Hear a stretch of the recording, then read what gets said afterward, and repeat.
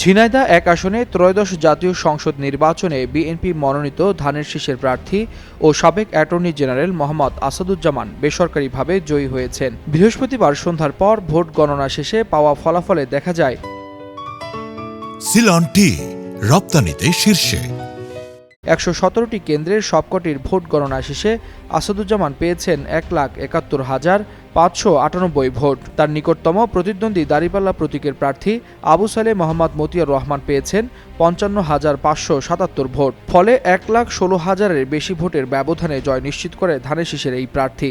সকাল ৭:৩০ থেকে বিকেল ৪:৩০ পর্যন্ত শান্তিপূর্ণ পরিবেশে ভোটগ্রহণ অনুষ্ঠিত হয়। সংসদ নির্বাচনের পাশাপাশি দেশজুড়ে এদিন গণভোটও অনুষ্ঠিত হয়েছে।